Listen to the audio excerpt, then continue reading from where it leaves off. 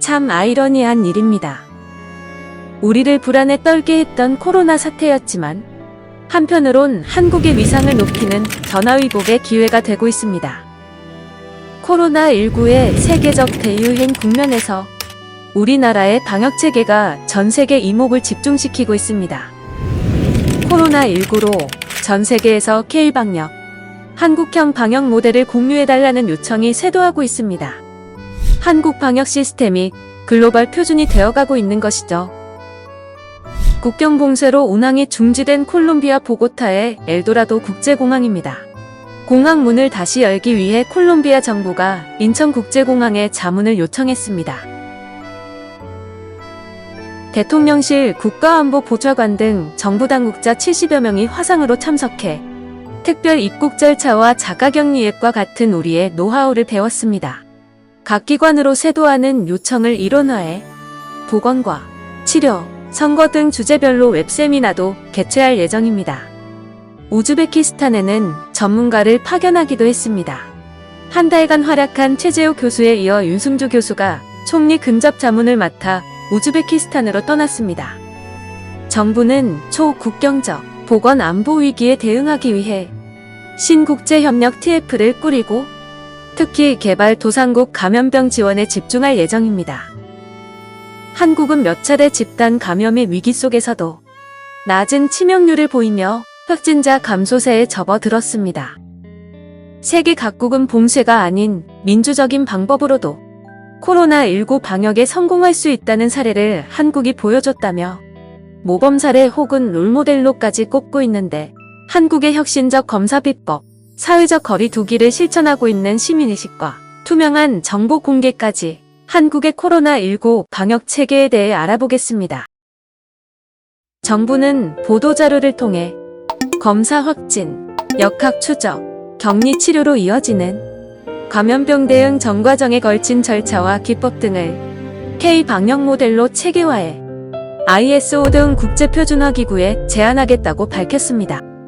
이에 따라 표준화는 세계 각국 전문가들의 논의 이후 국제표준으로 제정됩니다. 제안할 국제표준은 자동차 이동형, 도보 이동형 선별 진료소, 검사 운영 절차, 생활치료센터 운영 모형 등입니다. 지난 2월 국제표준안 투표를 통과해 오는 11월 국제표준 제정을 앞두고 있습니다. 유전자 증폭기법은 국내에서 코로나19 진단에 사용되는 진단키트에 적용된 검사 방식입니다.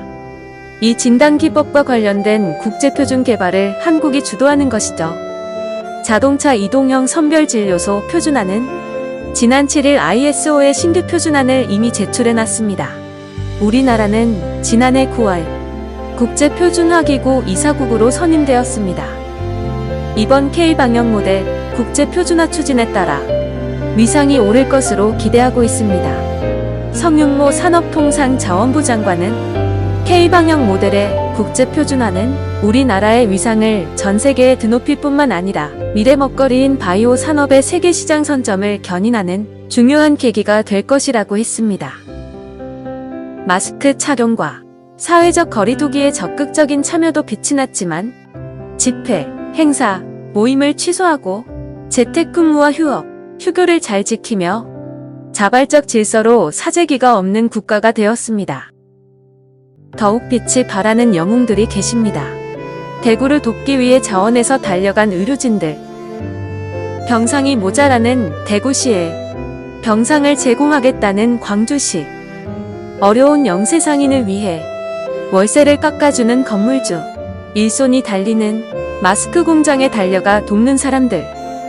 자신 순서에 마스크를 양보하고 구세군 마스크 자선 냄비가 등장했으며 면 마스크 100만 장을 직접 만들어 취약계층에게 전하는 마스크 운동도 있었습니다.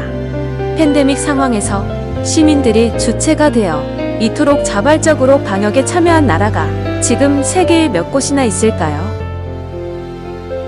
이제 대한민국은 명실상부한 글로벌 리더로서 세계를 선도해 나가는 길목에 당당히 서 있습니다.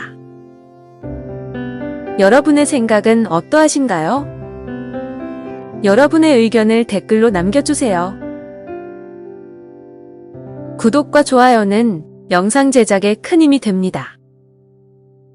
시청해주셔서 감사합니다.